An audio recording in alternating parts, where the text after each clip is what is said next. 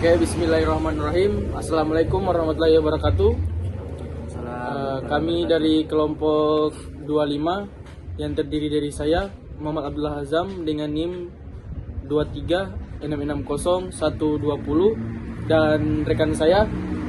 Nama saya Syahrin Lado, NIM 23660077. Nama saya Yasir Aditya Urtama dengan NPM 2366010. Oke, di video ini kami akan membawakan penjelasan mengenai materi geologi struktur setelah UTS yang mencakup geometri unsur struktur, deformasi batuan, fraktur dan join, lipatan serta sesar. Kami akan membahas materi tersebut secara bertahap, dimulai dari pemahaman dasar mengenai elemen-elemen struktur geologi, mekanisme deformasi batuan, pembentukan retakan dan bidang diskontinuitas, hingga proses terbentuknya lipatan dan sesar yang umum dijumpai di lapangan. Oke, langsung saja rekan saya akan membacakan materi pertama. Unsur struktur. Dalam geologi struktur memahami geometri unsur struktur sangatlah penting. Ini adalah dasar untuk mempelajari bagaimana batuan terbentuk, berubah dan tersusun akibat berbagai proses. Batuan terbentuk, berubah. Geologi terutama proses deformasi. Geologi unsur struktur merupakan ilmu yang mempelajari bentuk, kedudukan, dan orientasi bidang serta garis yang terdapat dalam batuan. Secara umum, unsur struktur dibagi menjadi dua, yaitu struktur bidang dan struktur strategis. Struktur bidang meliputi elemen-elemen seperti bidang pelapisan, bedding sesar, bidang kekar, bidang foliasi. Bidang-bidang ini biasanya terbentuk dari proses sedimentasi atau deformasi. Misalnya, bidang pelapisan adalah batas antar lapisan sedimen yang berbeda komposisi atau ukuran butirnya. Struktur garis meliputi elemen seperti liniasi, lineation, sumbu lipatan, dan gores garis pada sesar. Struktur garis biasanya terbentuk sebagai hasil deformasi, terutama ketika batuan mengalami tekanan tinggi dan mineral-mineral di dalamnya menyusun ulang membentuk pola sejajar. Untuk memahami orientasi struktur ini kita menggunakan dua parameter utama, strike dan dip. Strike atau jurus adalah arah garis horizontal yang terbentuk di permukaan bidang miring. Ketika bidang tersebut berpotong dengan bidang horizontal, strike menunjukkan arah umum dari bidang tersebut dan diukur dari utara. Dip adalah sudut kemiringan bidang tersebut terhadap bidang horizontal dan diukur tegak lurus terhadap strike. Dip memiliki dua informasi, besar sudutnya dan arah miringnya. Misalnya, bila kita melihat sebuah bidang perlapisan yang miring ke tenggara dengan sudut 25 derajat, maka kita menyebutnya dip 25 derajat ke arah tenggara. Dalam peta geologi, strike dan dip ditulis dengan simbol tertentu, biasanya garis pendek tegak lurus menunjukkan arah dip. Angka menunjukkan besar sudut dipnya. Selain itu, untuk struktur garis kita menggunakan istilah plung dan trend. Trend adalah arah horizontal dari sebuah garis tertentu dalam batuan, biasanya ditunjukkan dalam azimut. Plung adalah sudut penurunan garis itu terhadap bidang horizontal. Plung dapat menunjukkan arah dan kedalaman struktur seperti sumbu lipatan atau arah liniasi mineral. Pengetahuan tentang strike, dip, trend, dan plung sangat penting saat kita melakukan pengukuran di lapangan. Semua data ini dicatat menggunakan alat seperti kompas geologi dan kemudian bisa dianalisis lebih lanjut. Dalam dunia geologi struktur, orientasi bidang dan garis tersebut sering diproyeksikan ke dalam datar agar bisa dianalisis secara grafis. Ini disebut sebagai proyeksi geometri struktur dan biasanya menggunakan proyeksi ortografis atau proyeksi stereografis. Proyeksi ini sangat membantu dalam memvisualisasikan posisi elemen geologi di bawah permukaan bumi dalam bentuk dua dimensi. Misalnya dengan proyeksi stereografis kita bisa menentukan sudut arah dua bidang, hubungan antara sumbu lipatan dan bidang sumbu, serta menentukan bidang hasil potongan antara dua struktur geologi. Dalam geometri unsur struktur, bidang pelapisan atau bedding plane adalah elemen yang sangat penting batuan jenis sedimen sebagai besaran terbentuk dalam lapisan-lapisan horizontal. Karena proses sedimentasinya mengikuti gaya gravitasi, perbedaan ukuran butir, jenis mineral atau gangguan seperti arus atau hewan penggali bisa membentuk bidang perlapisan atau bedding plane adalah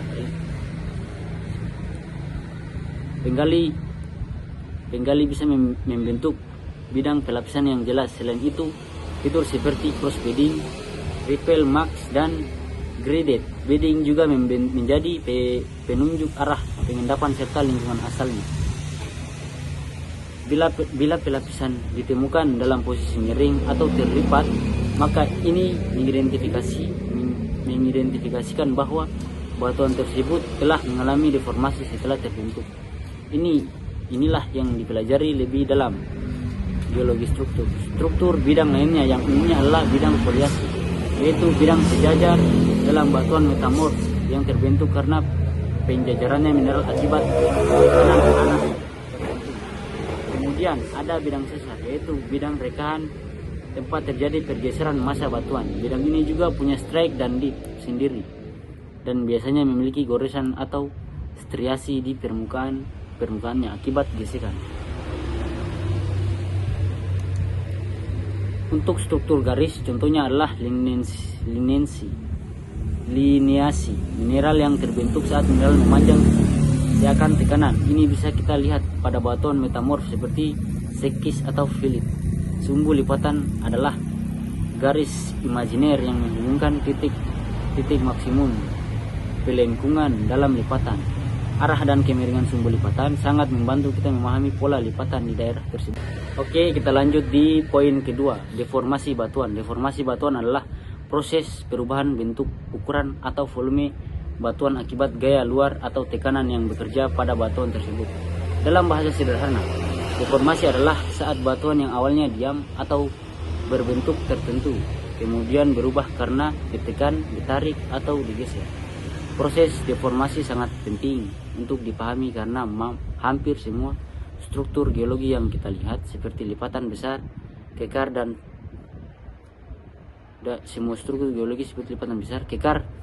struktur lainnya terbentuk akibat proses deformasi ini. Dengan memahami deformasi, kita dapat menelusuri sejarah geologi suatu daerah dan mengetahui bagaimana batuan tersebut mengalami perubahan dari waktu ke waktu. Gaya-gaya yang menyebabkan deformasi disebut sebagai stres, yaitu gaya persatuan luas yang bekerja pada batuan. Ketika stres bekerja pada batuan akan merespon dengan perubahan bentuk atau ukuran yang disebut strain. Strain ini dapat bersifat elastis, plastis, atau patah, tergantung pada kondisi batuan. Besar gaya yang bekerja secara umum ada dua tipe utama stres: uniform stress atau confining stress, yaitu tekanan yang bekerja secara merata segala arah seperti yang terjadi pada batuan yang terkubur dalam kerak bumi.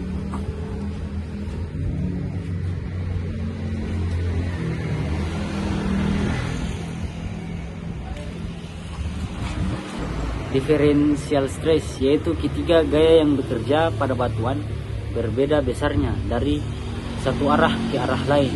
Ini adalah jenis stres yang paling sering menyebabkan deformasi struktural. Differential stress ini dapat dibagi menjadi tiga jenis utama, yaitu tensional stress atau gaya tarik, yaitu gaya yang bekerja menjauh satu sama lain dan menyebabkan batuan mengalami kemanjangan atau regangan. Ini biasa terjadi di batas lempeng diverging. Compressional stress yaitu gaya yang bekerja saling mendekat dan menekan batuan sehingga batuan menjadi terkompresi, mengalami pemendekan, dan bisa membentuk lipatan atau patah.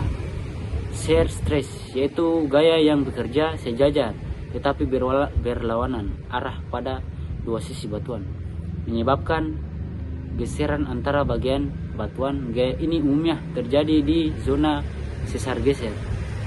Ketika batuan menerima stres, respon batuan akan tergantung pada berbagai faktor. Secara umum, deformasi batuan melalui 3 tahap utama.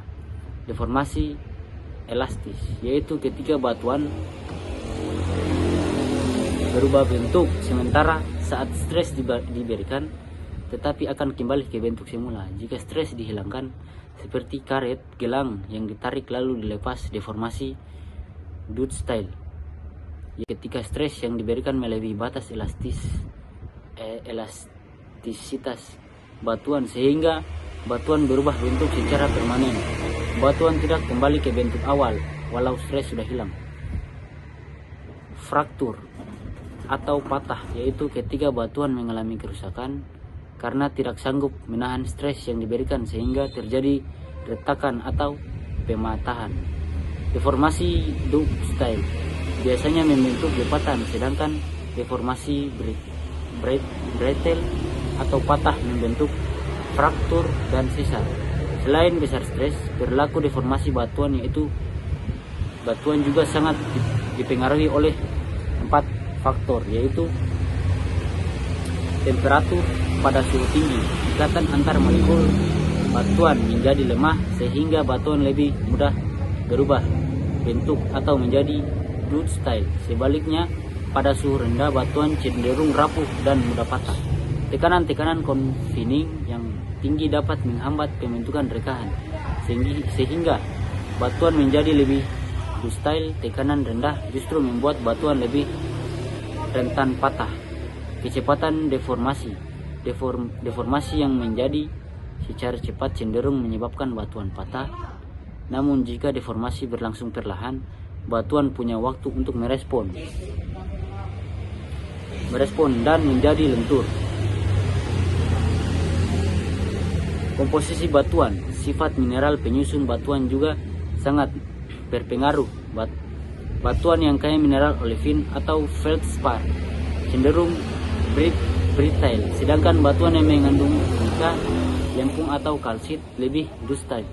Mari kita ambil contoh nyata. Jika batuan sedimen dikubur perlahan dan menerima tekanan serta suhu yang meningkat secara perlahan juga, maka kemungkinan besar batuan tersebut akan mengalami deformasi Dutch style dan membentuk lipatan. Namun jika ada gempa bumi yang menyebabkan tekanan, tiba-tiba batuan bisa mengalami deformasi brittle dan membentuk sesar atau retakan.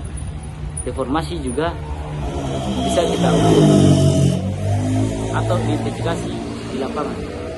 Salah satu cara umum adalah dengan pengukuran orientasi bidang dan garis pada batuan, seperti strike dan dip untuk bidang serta trend dan plumb untuk garis. Orientasi ini memberikan informasi arah, deformasi, sejarah gaya-gaya yang pernah bekerja pada daerah tersebut.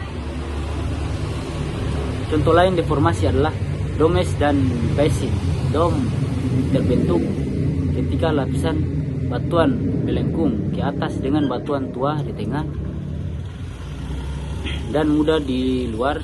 Sebaliknya, basin cekungan yang terbentuk dengan batuan muda di pusat dan tua di pinggir dalam industri. Oke, poin selanjutnya masuk ke poin ketiga, dibacakan oleh teman saya. Baik, terima kasih atas kesempatannya. Yang saya akan melanjutkan poin ketiga, yaitu tentang fracture dan joint. Sebelum kita membahas lebih jauh, perlu kita pahami bahwa fracture dan joint merupakan hasil dari deformasi brittle, yaitu ketika batuan tidak mampu lagi dideformasi secara lentur atau daktil dan akhirnya patah atau retak akibat tekanan yang besar. Fraktur atau dalam bahasa Indonesia disebut retakan adalah rekahan pada batuan yang menunjukkan adanya gangguan atau diskontinuitas. Retakan ini bisa terbentuk karena gaya dari luar seperti tekanan tektonik atau dari luar dalam seperti tekanan fluida. Fraktur merupakan struktur geologi paling umum, bisa ditemukan di hampir semua jenis batuan dan berbagai kondisi geologi. Fraktur terjadi ketika stres yang bekerja pada batuan melebihi kekuatan tarik atau geser dari batuan tersebut. Sebagai hasilnya, batuan pecah atau membentuk retakan. Bentuk retakan ini bisa berbeda-beda tergantung pada jenis dan sifat batuan yang terlibat. Ada 2 tipe utama fracture. 1, shear fracture, yaitu fraktur yang terbentuk akibat gaya geser. Pada shear fracture terjadi pergeseran sejajar sepanjang bidang retakan. Istilah lainnya untuk shear fracture adalah slip surface. Shear fracture terjadi akibat stres arah horizontal cukup besar untuk menggeser bagian-bagian batuan relatif terhadap satu sama lain. Yang kedua, extension fracture, yaitu fracture yang terbentuk akibat gaya tarik. Pada extension fracture, batuan mengalami pemisahan tegak lurus terhadap bidang rekahan. Bidang ini terbuka atau hanya mengalami celah kecil. Jika retakan ini cukup besar, bisa diisi oleh air, gas, atau mineral, dan menjadi struktur yang lebih disebut fissure atau vein. Dalam ilmu mekanika batuan, fracture juga dibedakan berdasarkan mode deformasinya, yaitu mode 1 fracture terbuka atau tension crack. Retakannya terjadi akibat lurus terhadap gaya tarik. Yang mode keduanya fracture geser atau sliding. Terjadi gaya geser sejajar bidang rekahan. Mode ketiga fracture sobekan atau tearing. Gaya geser dalam arah tegak lurus terhadap bidang. Yang mode terakhir yaitu keempat hybrid fracture, kombinasi antara mode tarik dan geser. Selanjutnya kita bahas struktur yang sangat umum dijumpai, yaitu joint atau kekar. Joint adalah jenis fracture yang tidak menunjukkan pergeseran nyata antara dua sisi bidang rekahan. Meskipun tampak seperti retakan, joint tidak menunjukkan displacement signifikan seperti pada sesar. Joint biasanya terbentuk akibat stres tarik di permukaan bumi karena pengangkatan, pendinginan magma, pelepasan beban, maupun aktivitas tektonik. Kekar seringkali muncul dalam jumlah besar dan teratur, membentuk pola geometri tertentu yang bisa diamati pada singkapan batuannya. Berdasarkan bentuk dan orientasinya, joint dibedakan menjadi satu, yaitu joint sistematik, yaitu kekar yang tersusun sejajar dengan jarak yang relatif konsisten dan biasanya terbentuk karena stres yang homogen. Yang kedua, joint non-sistematik, yaitu kekar yang tidak memiliki pola tertentu, orientasi acak, dan spasinya tidak teratur. Biasanya terbentuk akibat stres lokal atau proses pelapukan. Selain itu, ada juga pengelompokan joint berdasarkan jenis gaya yang membentuknya. Shear joint terbentuk karena gaya geser, biasanya tertutup dan membentuk pola sudut dengan arah gaya utama. Tensional joint terbentuk akibat gaya tarik, biasanya terbuka dan sejajar dengan permukaan lapisan buatan. Hybrid joint, campuran antara joint geser dan joint tarik.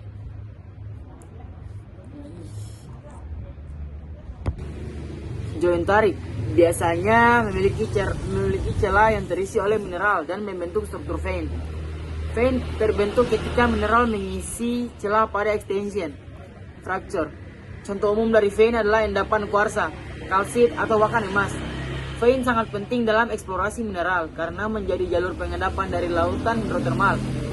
Ada juga istilah fissure, yaitu tertakan terbuka yang besar yang dapat terisi oleh fluida atau magma.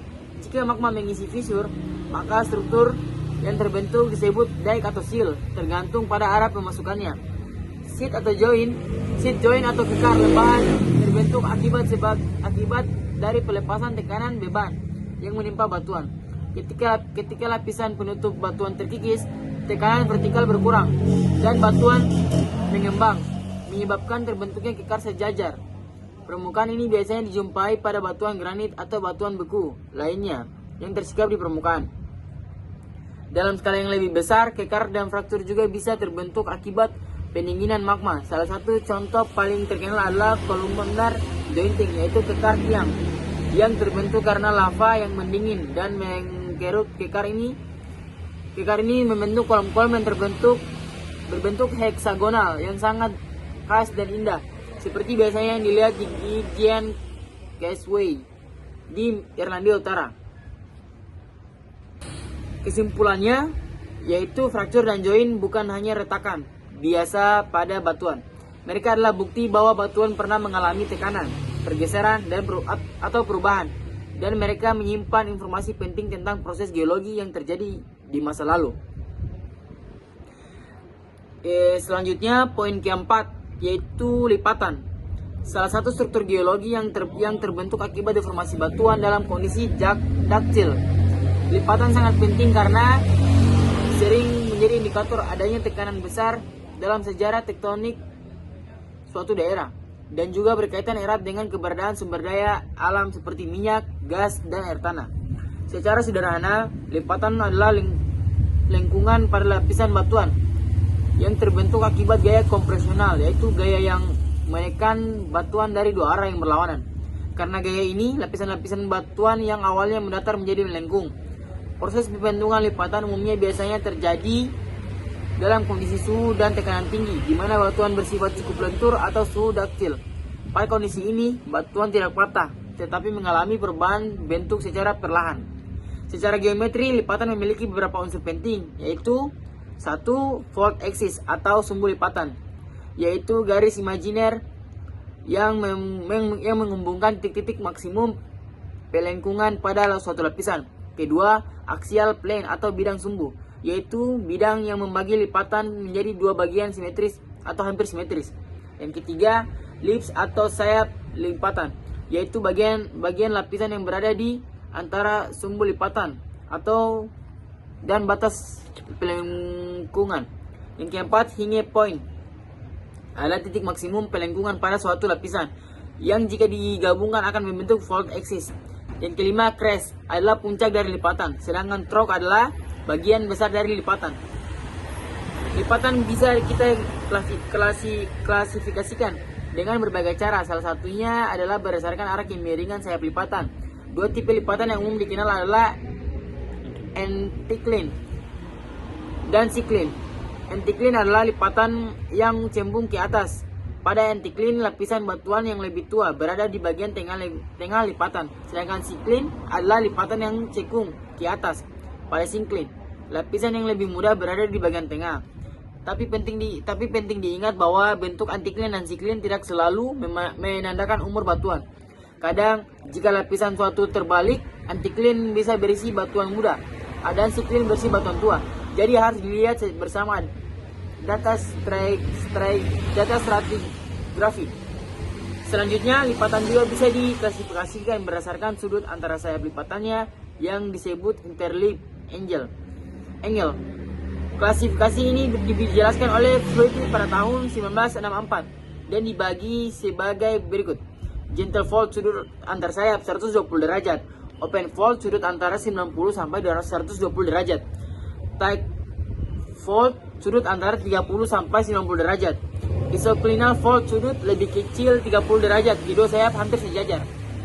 Klasifikasi ini membantu kita mengenali seberapa kuat deformasi yang terjadi. Makin kecil sudutnya, makin intens tekanan yang membentuknya.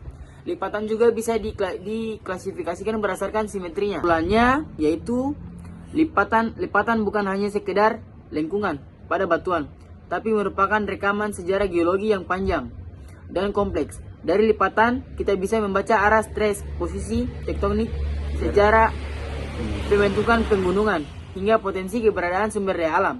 Terus selanjutnya poin kelima akan dibacakan oleh rekan saya. Oke, baik. Saya lanjut. Sekarang poin kelima yaitu sesar. Sesar atau dalam bahasa Inggris disebut fault. Sesar merupakan salah satu struktur geologi utama yang terbentuk akibat deformasi detail, yaitu ketika batuan tidak lagi bisa menahan gaya tektonik dan mengalami patahan yang disertai dengan perpindahan antar blok batuan. Secara sederhana, sesar adalah rekahan pada batuan yang diikuti oleh pergeseran relatif antara dua blok batuan yang terpisah oleh bidang sesar. Sesar dapat terbentuk dalam berbagai ukuran, dari yang hanya beberapa sentimeter di singkapan batuan hingga ratusan kilometer pada skala regional seperti sesar Sumatera atau sesar San Andreas di Amerika Serikat. Sesar terbentuk karena adanya differential stress, yaitu gaya yang tidak seimbang yang bekerja pada batuan. Ketika gaya ini terlalu besar, batuan akan pecah dan terjadi perpindahan posisi antar bagian batuan. Ada tiga jenis stres utama yang bisa membentuk sesar. 1. Compressional stress, yaitu gaya tekan dari dua arah berlawanan. 2. Tensional stress, yaitu gaya tarik yang membuat batuan menjauh satu sama lain. 3. shear stress, yaitu gaya geser yang menyebabkan dua blok batuan saling bergeser mendatar. Berdasarkan arah perpindahannya, sesar dapat diklasifikasikan menjadi 3 jenis utama. 1. Sesar normal. Sesar normal ini terbentuk akibat gaya tarik atau tensional stress. Dalam sesar normal, blok atas hanging wall bergerak turun relatif terhadap blok bawah footwall. Sesar normal umum terjadi di zona divergen, seperti di tengah samudra atau di daerah kerak bumi yang meregang. Struktur ini menyebabkan lapisan batuan menjadi lebih tipis dan sering membentuk garben dan horse, yaitu cekungan dan blok terangkat di antara dua sesar normal. 2. Sesar naik. Sesar ini terbentuk karena gaya tekan atau komparasional stress pada sesar naik. Blok atas bergerak naik relatif terhadap blok bawah. Sesar naik umum ditemukan di zona konvergen seperti di pegunungan lipatan atau daerah subduksi. Jika kemiringan bidang sesarnya sangat landai, kurang dari 30 derajat, maka disebut thrust fault atau sesar datar. Thrust fault penting karena sering menjadi zona penumpukan lapisan batuan dan bisa menyebabkan terjadinya lapisan batuan berulang yang sulit dikenali di lapangan. 3. Sesar mendatar. 3. Sesar mendatar, strike slip fault. Sesar ini terjadi akibat gaya geser atau shear stress. Dalam sesar ini pergerakan terjadi sejajar dengan arah strike atau arah jurus batuan. Tanpa banyak gerakan vertikal, sesar mendatar dibagi lagi menjadi sesar dekstral dan sesar sinistral. Oke, contoh paling terkenal dari sesar mendatar adalah sesar San Andreas di Amerika Serikat yang merupakan sesar geser dekstral aktif dan menjadi sumber gempa bumi besar. Unsur-unsur utama dalam sesar antara lain bidang sesar, fault plane yaitu permukaan tempat terjadinya perpindahan antar blok, hanging wall yaitu blok batuan yang berada di atas bidang sesar, footwall yaitu blok yang berada di bawah bidang sesar. Zona sesar yaitu area yang mengalami rekahan dan pergeseran secara kompleks, tidak hanya satu bidang, tetapi bisa terdiri dari banyak retakan paralel. Dalam banyak kasus, sesar tidak hanya berupa satu rekahan lurus, tetapi terbentuk zona yang lebar dan kompleks. Dalam zona sesar, batuan sering mengalami crushing, katalisis atau bahkan milontasasi yang perubahan mikrostruktur akibat deformasi intens. Sesar memiliki banyak implikasi penting dalam geologi dan kehidupan manusia, antara lain dalam eksplorasi sumber daya alam, dalam hidrologi, dalam geoteknik dan konstruksi, dalam kegempaan dan mitigasi bencana. Di lapangan, sesar dikenali melalui beberapa ciri lapisan. Lapisan batuan yang terputus secara tiba-tiba, lapisan berulang atau hilang pada lintasan stratigrafi. Adanya zona batuan, remuk atau breksi sesar, gores-gores atau cermin sesar yang halus dan mengkilap, pola sungai atau lembah yang membelok tajam mengikuti bidang sesar. Dengan bantuan peta geologi, citra, satelit, atau analisis struktur, kita bisa melacak arah dan pola sesar dalam satu wilayah. Citra radar seperti Terasar X atau Landsat Sharing digunakan untuk mendeteksi pola sesar yang tidak tampak langsung di permukaan. Kesimpulannya, sesar adalah bukti bahwa kerak bumi selalu bergerak struktur. Ini menjadi saksi aktivitas tektonik masa lalu dan masa kini serta berperan besar dalam pembentukan bentang alam, bencana alam, dan potensi sumber daya. Demikian penjelasan dari kami mengenai materi geologi struktur. Setelah UTS, kami telah membahas mulai dari geometri unsur struktur, deformasi batuan, fraktur dan join, hingga lipatan dan sesar. Semoga penjelasan ini dapat bermanfaat bagi teman-teman semua. Kami menyadari bahwa masih banyak kekurangan dalam penyampaian kami. Untuk itu kami mohon maaf yang sebesar-besarnya. Terima kasih. Mohon maaf bila ada salah kata. Wassalamualaikum warahmatullahi wabarakatuh. Makasih. Terima kasih. Jangan lupa Jangan subscribe. lupa like, comment, dan subscribe.